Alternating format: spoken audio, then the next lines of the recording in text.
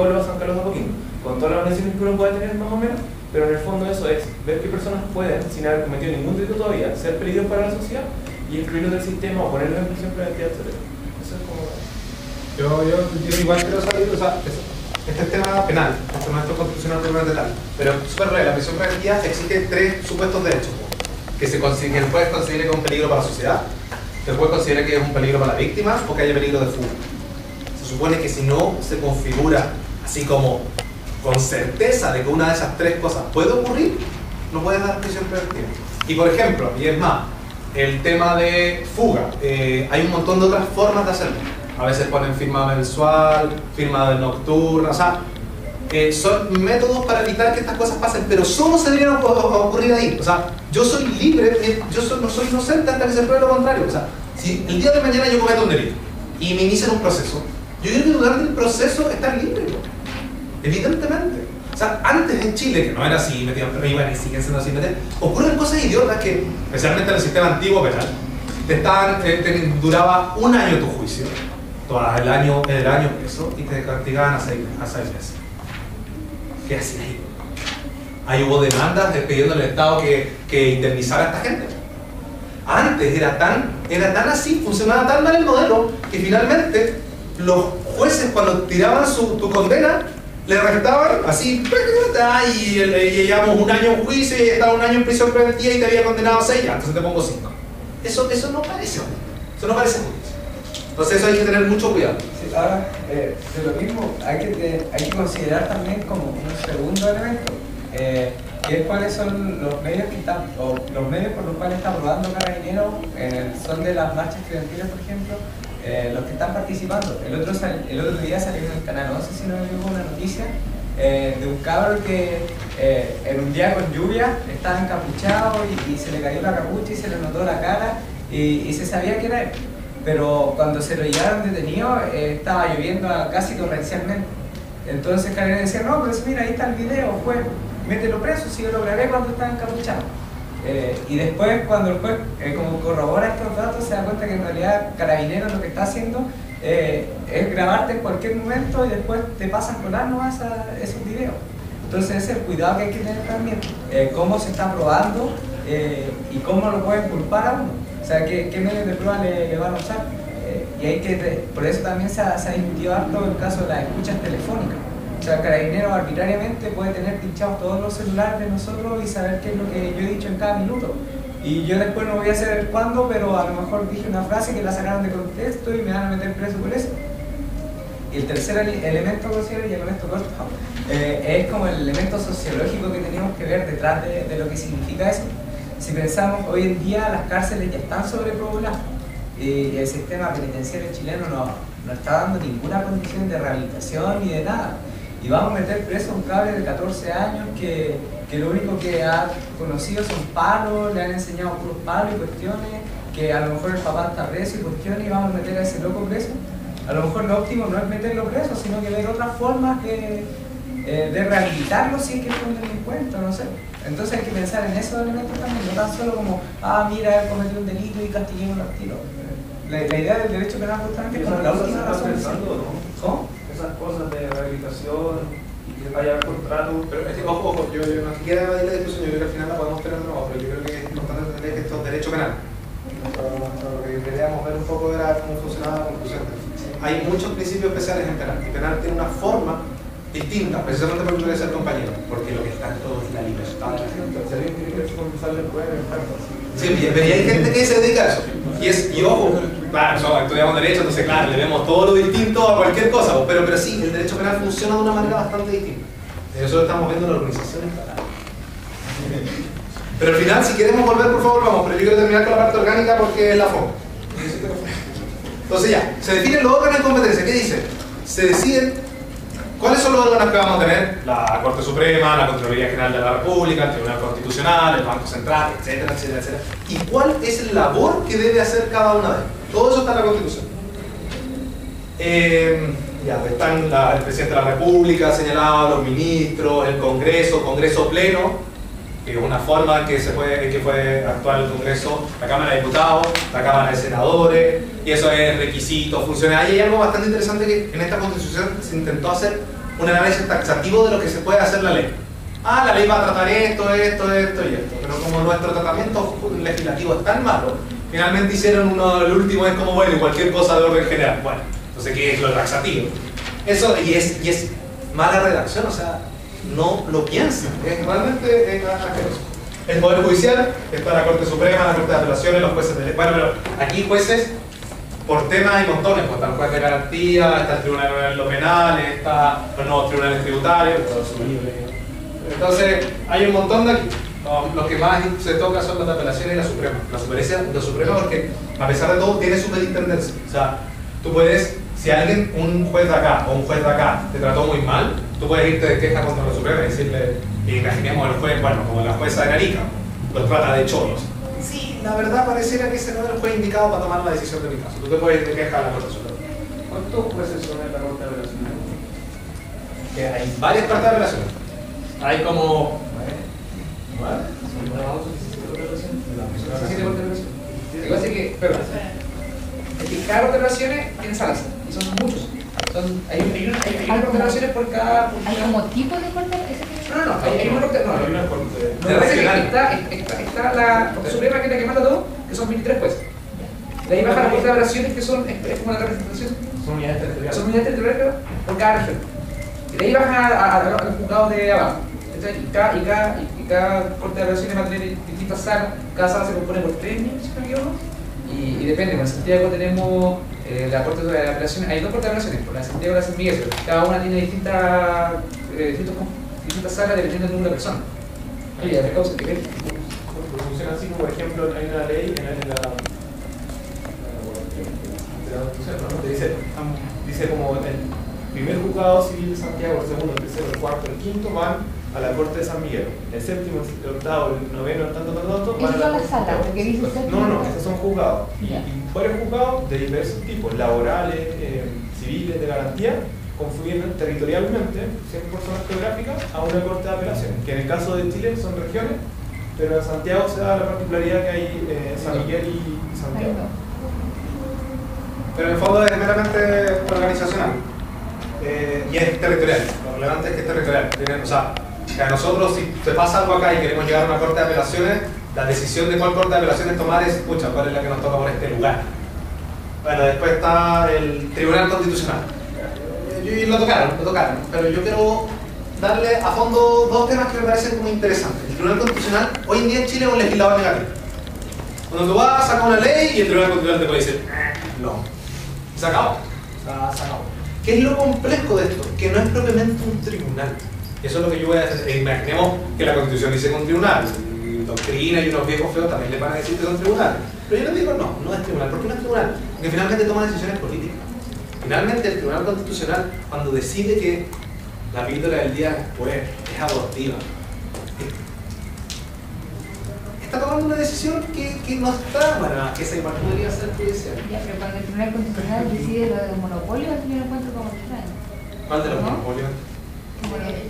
Es el Tribunal de la Libre Competencia. Es un tribunal muy específico. El Tribunal de la Libre Competencia es un tribunal que tiene muchas potestades, que al mismo tiempo un órgano administrativo, al mismo tiempo un tribunal, y entonces está integrado por economistas y por jueces, y ve solo asuntos muy particulares. Entonces esa es como la excepción.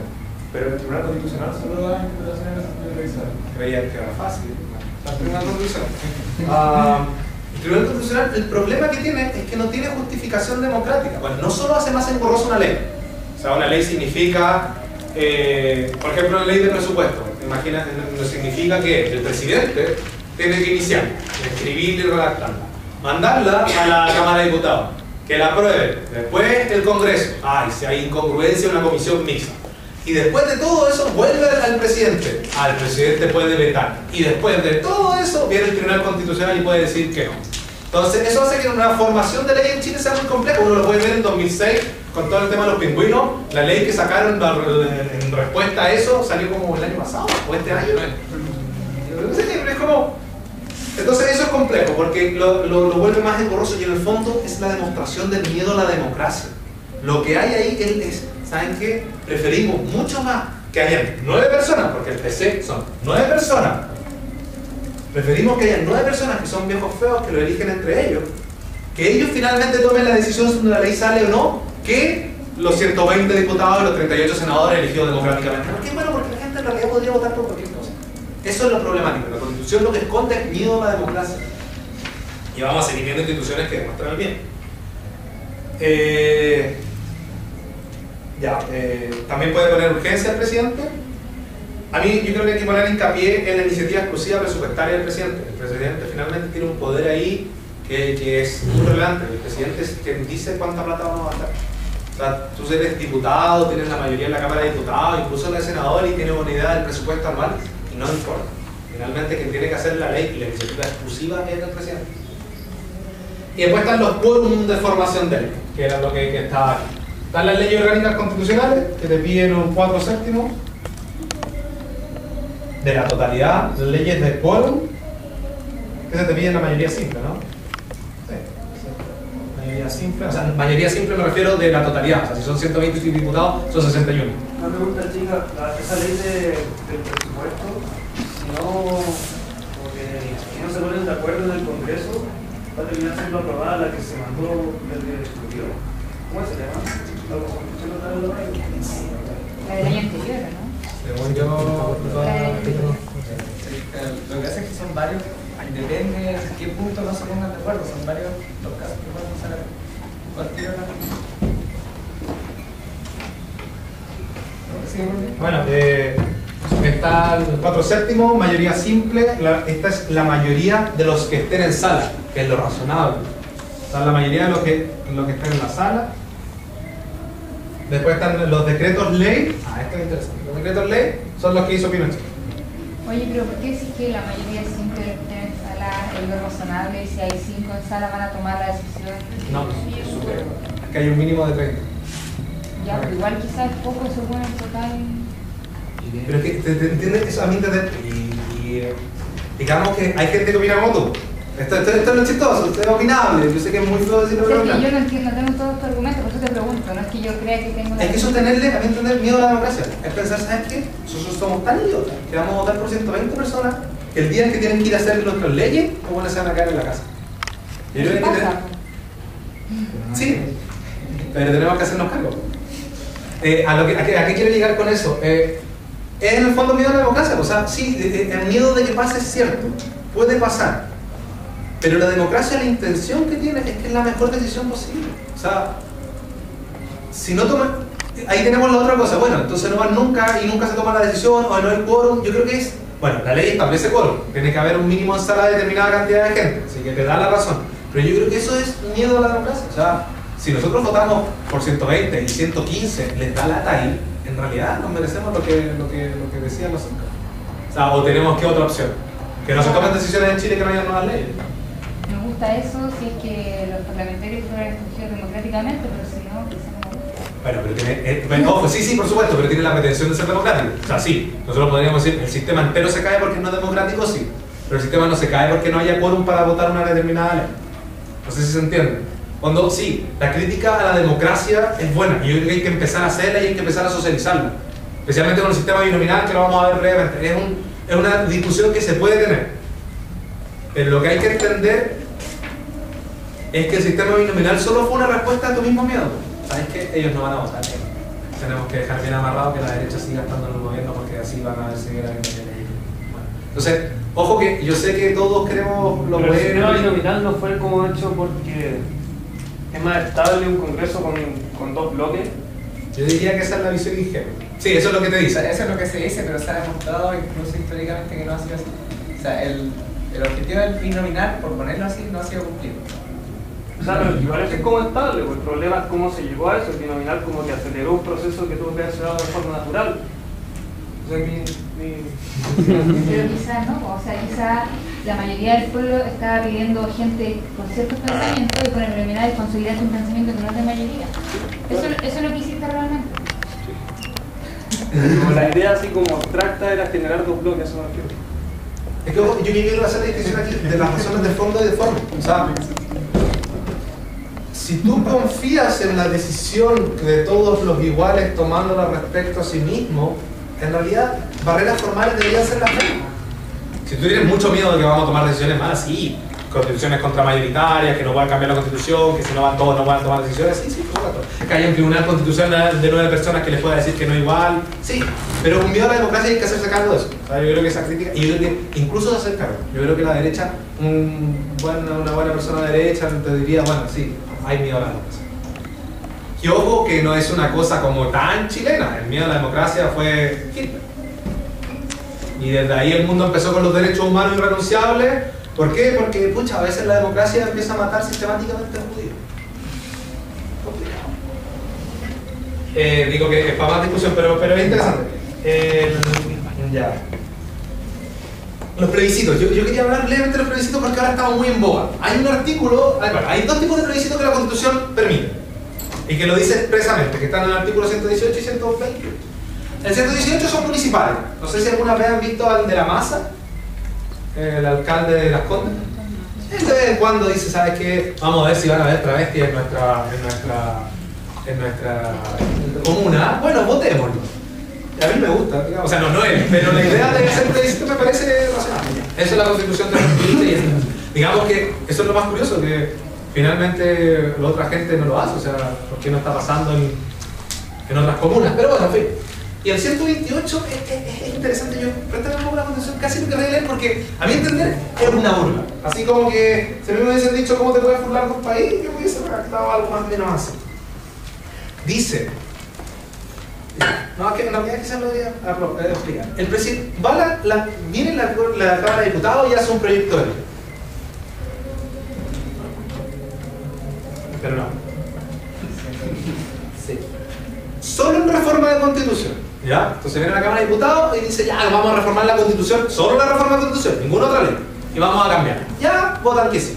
Va a la Cámara de Senadores, ya, votan que sí. Va el presidente y dice, no, lo ve. Esto devuelve a las cámaras y las cámaras insisten por la totalidad del proyecto por 2/3. Tanto la Cámara de Diputados como la Cámara de Senadores. O sea, imagínense la locura. O sea, un presidente que tiene el 2/3 del Congreso, del Parlamento, en contra de él. Le insisten al presidente y ahí el presidente, si quiere, puede llamar a la elección. Esa es la opción de plebiscito que establece la ley. O sea, en una reforma constitucional, cuando lo manda el Congreso, el presidente no lo aprueba, luego se devuelve por 2/3 y el presidente se le antoja, tenemos un plebiscito. ¿Sí o no? Y no va a pasar nunca.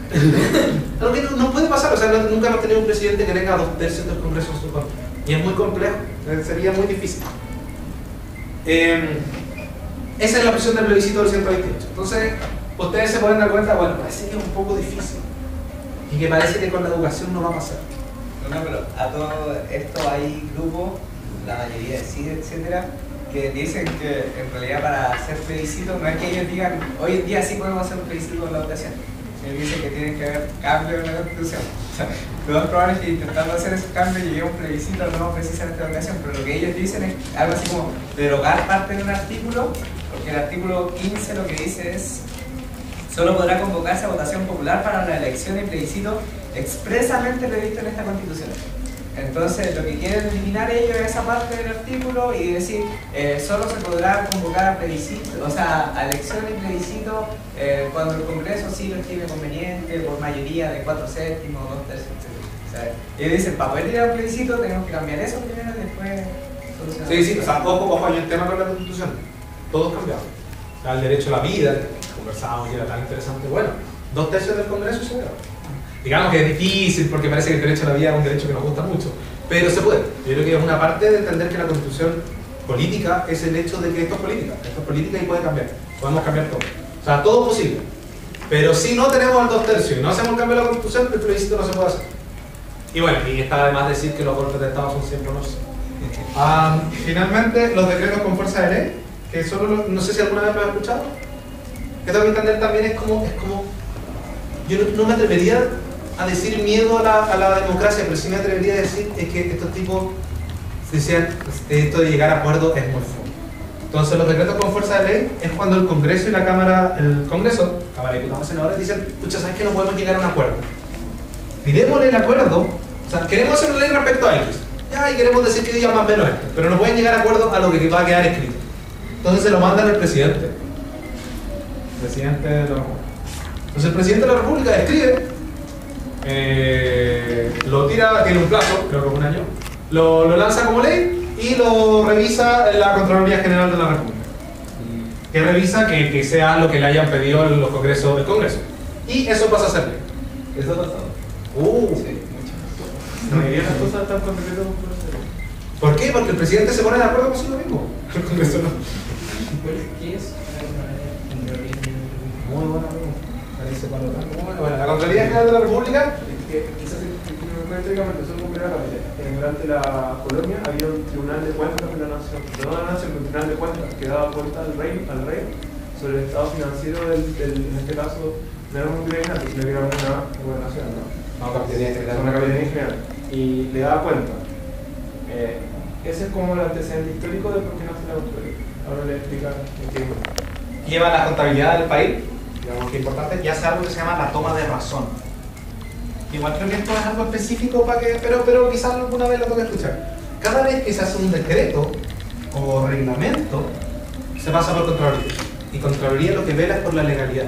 Entonces dicen, bueno, hagámoslo, revisémoslo, bien, legal. Cumplió el trámite. Entonces, ¿qué sirve? Sirve, en el fondo, imagínate como una Contraloría en una empresa. Es quienes revisan que las cosas vayan haciendo bien. ¿Cuál es el chiste? Que el Contralor General de la República lo elige el presidente. Entonces, eso es como raro, pero digamos que así funciona. Entonces, toman de la... Pero ojo, que yo he leído muchos textos muy críticos que dicen que finalmente la toma de razón no sirve para nada porque casi todo está exento. Pero hay muchos decretos que están afectados a toma de razón y muchos que están exentos. Y eso es lo que hace la Contraloría General de la República, aparte de llevar las cuentas del país. Ahora, las críticas que ha tenido la Contraloría, nuevamente decir como que tenemos que saltar un antecedente histórico. En la Constitución del 25 decía que se iban a crear algo así como tribunales administrativos, es decir, tribunales que se dedicaban solamente a ver como la legalidad de los procesos administrativos. Como estos tribunales nunca se crearon y después con la Constitución del 80 se olvidó, la Contraloría pasó a tener como casi todas estas potestades y hoy en día es casi un tribunal administrativo. Por eso tienen muchas funciones y dentro de estas la importante es la toma de razón, como que ve la legalidad. Incluso de la legalidad ex post, o sea, una vez que ya han terminado, o sea, ya se ha publicado un reglamento, una circular de un alcalde o de lo que sea, yo puedo ir a la Contraloría y decirle, ya mira, este reglamento es acorde a nuestra legislación, es acorde a nuestra constitución. Entonces eso es la discusión que ha tenido la Contraloría. También en términos prácticos, por si acaso, muchas cosas de la Chile la ve la Contraloría. Si uno hace cualquier cosa de la Chile, todo pasa por ahí. O sea, un órgano muy importante va a esta universidad. Y además, en términos de cuentas, de verdad es importante la Contraloría. Hay un montón de escándalos de funcionarios públicos han malversado fondos y eso, y la Contraloría ha hecho eso. Este típico tema del problema de la educación y el lucro reprimido y como la falta de fiscalización, ¿por qué no hacen que las universidades privadas pasen por Contraloría directamente? Es que ahí hay un tema de buena pregunta. Yo creo que ese tipo de preguntas que ojalá se empiecen a salir aquí. La Contraloría General de la República tiene la intención de hacer todo esto con los órganos públicos. O sea, la Contraloría lo hace con la municipalidad, no, porque en general son exentas, pero son la Universidad de Chile, el presidente, el Congreso, todas esas cosas que hacen así como chicas ahí, el reglamento de los ministros lo ve la Contraloría, son los de los públicos. Entonces, ¿qué hacen con los privados? Una de las primeras, como la primera veintitanta ley decía como que el Estado no tiene que intervenir en lo que hacen los privados, lo deciden tú, ¿no? Sí. Entonces, acuérdate cuando hay un principio que quizás deberíamos haber dicho al principio, de lo público y de lo privado. En lo privado, todos pueden hacer todo lo que no esté prohibido. Pucha, yo puedo subirme arriba de la mesa, bueno, no está prohibido, puedo. En cambio, en lo público, tú solo puedes hacer lo que te está permitido hacer. Entonces, la Contraloría General de la República, a los únicos que puede hacer, y todos los administrativos, o sea, todos los que hemos hablado acá, solo pueden hacer lo que la ley o la Constitución les dice que pueden hacer. Eso es cuando hablamos de competencia. Si hacen algo fuera, es incompetente. Y no puede. Y más aún se puede ir a un tribunal y decir, no puede hacerme esto, etc. Entonces, esto es solo para lo público. ¿Qué hacen para los privados? Buena la pregunta. Ponen superintendencia. Para la superintendencia de valor y seguro, en la superintendencia de AFP. Entonces, hay superintendencia y ellos hacen ese rol. Cumplen, como entre comillas, el rol de la Contraloría en órganos públicos, o sea, en órganos privados, en sociedades de empresa limitada, sociedades anónimas. ¿Qué ocurre con el lucro? Que yo también encuentro, y esto es una cosa que a mí entender nunca nadie ha querido ver, porque claro, podemos prohibir el lucro de ahora adelante, pero ¿qué pasó con todo lo que hicieron antes? O sea, vamos a dejar que el tipo de la autónoma, Teodoro Rivera Neumann, el dueño, que se hizo millonario con la Universidad Autónoma, no puede lucrar de ahora en más, pero si estuvo haciendo infracción a la ley siempre antes. Bueno, ahí es una discusión bastante como por central, pero entonces que ellos dicen ahora, bueno, pongamos una superintendencia, y la superintendencia vela porque cumplan la ley. ¿Y quién vela la superintendencia? Porque eso es por lo que pasó en Estados Unidos, con la bolsa, con los fondos. Es complicado, es la misma pregunta ¿Qué que pasó en Chile con la Polar? Que se supone que era superintendencia, tenía que vigilar que no pasara eso. sí, es una pregunta, yo creo que casi como filosófica. Bueno, ¿y quién nos cuida de los milicos y de los pacos? Es una pregunta, yo te diría que hoy en día las superintendencias están bajo la Contraloría General, porque son públicos, son una superintendencia, no un órgano público, entonces los revisan y los ven. Pero lo que revisa, ojo, que lo que hace, acuérdate del tema de competencia, él solo revisa que formalmente se cumpla con la legalidad. Cuando en la Contraloría no le podéis ver que vea así el cálculo matemático hecho, no, podía decirlo, sí podía, lo dijo, tenía que decirlo, lo dijo, ya. Y sobre los monopolios, por ejemplo, esto de que lance una constante, ¿también lo ve la Contraloría o lo ve una superintendencia? Hay un ámbito que me gusta, que es la libre competencia. Hay un tribunal que es el Tribunal de la Libre Competencia, que es lo que hablamos en San Agustín, para no olvidar. El Tribunal de la Libre Competencia es un tribunal que es súper extraño porque es un tribunal que resuelve casos a requerimiento de una fiscalía, tal como una fiscalía que acusa a cualquier persona que cometió un delito ante un juez. Hay una Fiscalía Nacional Económica que se encarga de ver todos los casos en que se pueda haber infringido el decreto ley número 1, que tipifica, eso significa que contiene los injustos monopolios, corrupción, monopolio, ciertos casos de integración vertical, horizontal, etcétera, etcétera. Puede leer ese tribunal que no tiene ningún tribunal, que lo que decía es un tribunal muy extraño porque ese tribunal puede deshacer un acuerdo entre privados, puede darle recomendaciones sobre lo que tienen que hacer, y parece que a nivel de la Contraloría, parece que la Contraloría tiene pocos poderes, pero la Contraloría es la que va a velar porque se cumple el presupuesto de la nación.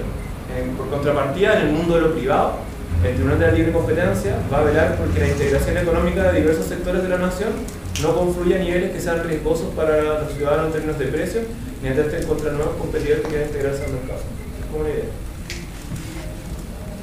Ahora sí, como para ir analizando un poco, no sé si se acuerdan de las palabras de Lavín cuando recién empezaron el movimiento, cuando llevamos como un mes, que Lavín decía nuevo trato con las universidades tradicionales, nuevo trato con las universidades del Consejo, con las universidades estatales. Lo que significaba eso era justamente que las universidades públicas, a la Chile, le iban a sacar de este proceso engorroso de la Contraloría, que tenían que pasar todos sus papeles, todas sus cuestiones por Contraloría, y que iban a pasar algo así como una regulación más libre como son de las privadas. Ese era el nuevo trato. Y lo que se reclamaba era justamente que se estaba pidiendo lo contrario, que las otras universidades que realmente parece que tenían mucha libertad y que parece que estaban robando mucho, alguien la investigara y alguien viera de verdad si estaban cumpliendo con la ley. O sea, nosotros más que pedir un nuevo trato, lo que queríamos era que se formara una articulación de tal modo que se hiciera probable que la ley se respetara. Ese era el nuevo trato con la universidad. O sea que si tú admitís una superintendencia de educación superior, estás como consolidando el sistema privado de educación superior. Más o menos. O sea, decir una superintendencia y vamos a sacar a todas las universidades y todas las universidades van a pasar a esa superintendencia, es justamente por la lógica que trata la superintendencia, que es tratar así como las regulaciones de los privados, esta idea de libertad negativa, tú podías hacer todo lo que no está prohibido, etcétera, etcétera, entrar a la competencia, ¿cachai? Y es lo que se estaba peleando. O sea, al final las universidades en ninguna parte del mundo en realidad parece que han tenido buenos frutos cuando han competido entre sí. Entonces, ese es el punto. Yo no sé muy bien, pero según lo que yo sé, la superintendencia no tiene potestad lo suficientemente amplia como para de verdad decidir más allá de ser este fiscalizador. Y malo del fiscalizador. Sí, claro. Oye, tengo otra duda de la Contraloría, como que en otras constituciones más comunes o más modernas quizás, no tan comunes, como cuál es la alternativa o la Contraloría como ente para preocuparse de esas labores lo hace en general más o menos bien, o hay en otras constituciones, en otros países hay alternativas que funcionan mejor. De verdad, yo desconozco así como otra normativa así respecto de Contraloría, pero yo diría que en general la Contraloría funciona bien. ¿Cuál es el tema? Y es el típico reclamo de la derecha. La Contraloría, ¿qué hace? Que las cosas sean un poco más lentas. O sea, sí, claro, cada vez que yo tomo una decisión alguien me la tiene que revisar. Bueno, sí, evidentemente eso debe ser posible. Eso es cierto. Pero la Contraloría vela de que haya alguien más viendo que las cosas se están haciendo mal. Es sobre por qué la Contraloría no puede hacer un examen de constitucionalidad respecto de los decretos y reglamentos. ¿Por eso es que funciona mal? No, es que pensaba que quizás tenían, porque escuchando a otras personas como que me di cuenta de otras constituciones que la nuestra es bastante distinta de las constituciones de otros países. Entonces pensaba que quizás había una alternativa mejor. No sé si... Ese es el punto, que algunas de las potestades o funciones que hoy en día tiene la Contraloría en realidad pasan algo así como tribunal administrativo. Que eso podría ser una alternativa mejor. Esas son las cosas que se discuten. Otra alternativa, por ejemplo, es que se cambie el modo de designar al contralor, o sea que no le elija al presidente. Y claro, a lo mejor el que lo vigila, o sea, al presidente, cada una de sus actuaciones las va a tener que vigilar el mismo que lo eligió él. Entonces esas son como las cuestiones que hay que mejorar. Esto es como una maquinita que hay que ir aceptando a poco el partido. Oye, ¿y el presidente puede sacar al contralor cuando quiere? No tiene un plazo y creo que en ese caso necesita aprobación del Congreso. Sí, no es cuando hay una cosa que se llama de exclusiva confianza. Esos son los que el presidente elige como quiere, los saca como quiere y los saca como quiere. No. Los ministros sí son buenos. Piñera se enoja con Teodoro Rivera y se cae. O sea, más preguntas. Yo sé que lamentablemente no está suficientemente organizado porque la maraña política es rara. ¿Los superintendentes son de ciencia? Que se salgan y se meten como quieren. De exclusiva confianza al presidente. También creo que no. Pero la verdad, no sé una normativa específica, pero me parece que nunca he escuchado un comité con superintendente. Pero buena pregunta, la verdad no sé de la super. ¿De luz, parece?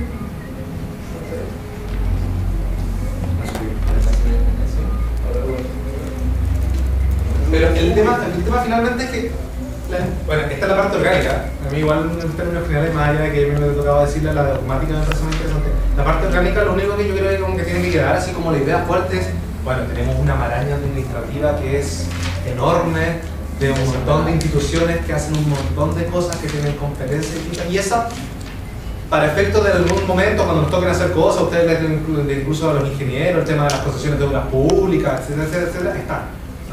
Son las instituciones con las cuales en algún momento nos va a tocar lidiar en la vida cotidiana y todo.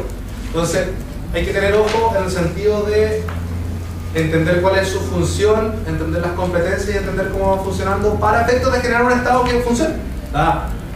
Finalmente, quizás hay algunas que sean más susceptibles de otras, pero por ejemplo el tema de las cortes es un tema que ha sido años de años. Yo soy muy crítico de cómo funcionan las cortes hoy en día en Chile. Soy muy crítico incluso de esto de la tercera instancia. O sea, a mí ya me parece ridículo eso que puedas volver a preguntar. Yo creo que debería haber una instancia, pam pum, cagaste. Y si lo mismo más de la sentencia, bueno, bienvenido al mundo cagarse, no es justicia. No, la justicia no se va por una apelación. Entonces, tú tienes que analizar que en general cuando las actuaciones del Estado se están dando, siempre hay un órgano detrás, una competencia detrás y una función que cumple. Pero esa es la parte orgánica, eso es cómo se organiza. Y luego pueden hacer más preguntas al respecto, pero insisto, no es mucho más profundo tampoco que esto. Y en realidad lo relevante también, aparte de esta maraña de organismos y funciones, es también destacar como el proceso de formación de la ley, que es otro trámite muy engorroso, que está dentro de esta parte como orgánica. Y otro, con incidencia de esto, así como los quórums, altísimos quórums que se necesitan, y aparte de eso, quienes están componiendo el Congreso mismo, que es decir, aquí también dentro del orgánico se puede discutir el sistema binominal, para decirlo en otras palabras. O sea, eso es cuando discutimos algo así como orgánico y dogmático, esas cuestiones estarían discutiéndose, parece que en ese lado. Y ahí, si bien es importante que nosotros discutamos los derechos, también es importante tener la noción de quiénes son nuestros representantes y también podemos dar esa discusión. Y esa discusión sea justamente en función de quiénes son los que tenemos, quiénes son nuestros órganos como Estado, etc. Entonces, ¿hay algún tema particular que podamos discutir ahora? No sé. para no dar una plata. Creo que es una pregunta directa. Sí. Temas que se alguien prende por ahí. Claro, yo tengo una duda, que se supone que se rechazó un punto en la ley del presupuesto, no tenía que ir a la educación superior. ¿Sí? Y ahora aquí se supone cuál es el siguiente paso, que es lo que vamos a revisarse, con cambiar. Igual está preguntando por la ley de una de las leyes más raras. Sí. La ley de presupuesto es una ley. Desde Balmaceda en adelante que hay problemas con la ley eso no es real. Ya, la situación que regula la Constitución es el artículo 67, que dice, pero la Constitución se pone en un caso que dice, y si el Congreso no la despachare dentro de los 60 días contados desde su presentación, regirá el proyecto presentado por el Presidente de la República. Es decir, si ocurre algo así como que el Congreso no hace nada con la ley, o la niega en su totalidad, no despacha nada, va a regir el proyecto que mandó el Presidente. Pero ¿qué ocurre? Se discute, por ejemplo, la partida de educación, entra primero a una cámara y dentro de esa cámara va a pasar como una comisión. Esa comisión, si lo rechaza, pasa nuevamente a la cámara. Luego, en esa cámara se discute algo así como, antes había sido una discusión general, ahora va a ser una discusión particular. Esta cámara puede ser cámara de diputados o cámara de senadores. Luego, en ese caso puede pasar nuevamente a la comisión, o puede pasar a una comisión mixta. Pero en caso de que se apruebe, pasa a la otra cámara, que pasa a ser cámara revisora, que es justamente la cámara que no había conocido, la cámara de origen, que nuevamente puede ser los diputados, senadores, depende de quién conoció primero.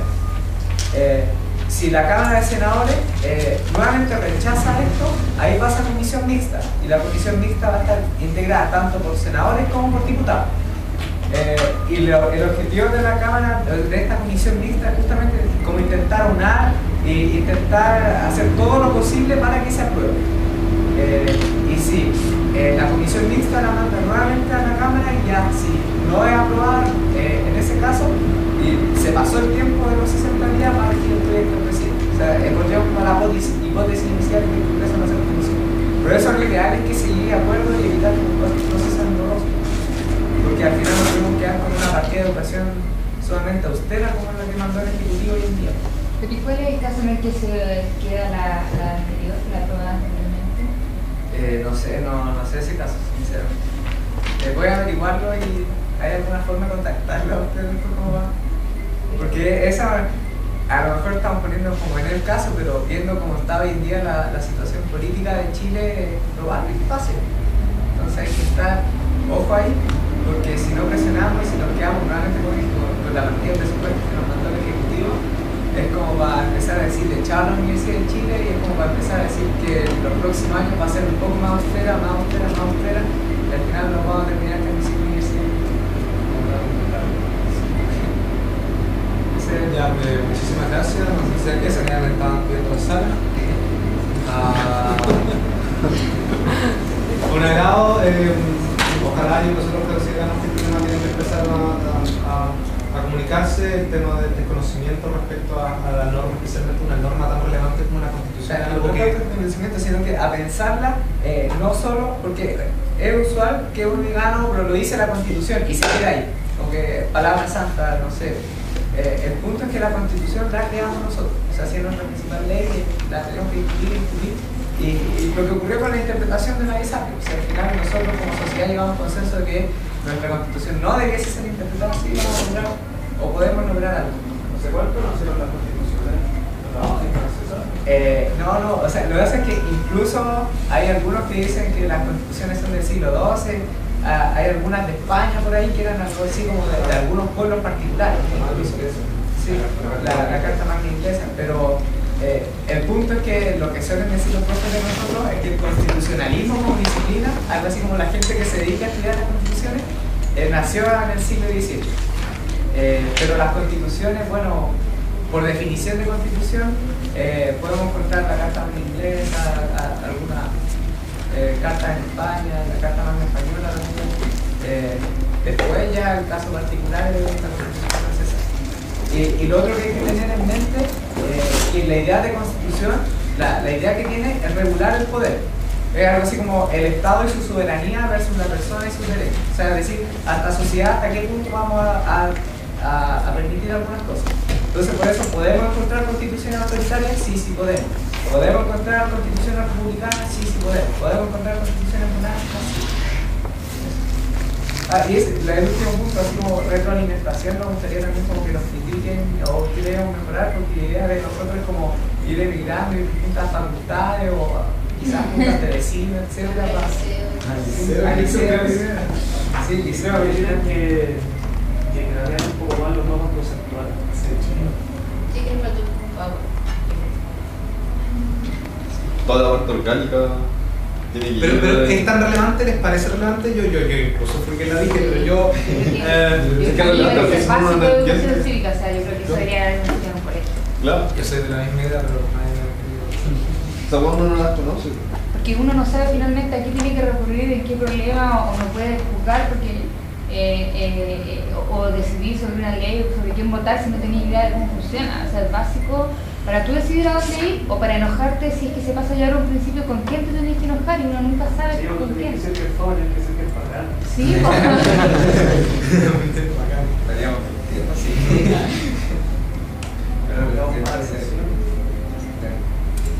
Pero Igual, gracias sí, por. muchas gracias Sí, yo por pensé que iba a escuchar. ser más fútbol. Gracias. Vamos.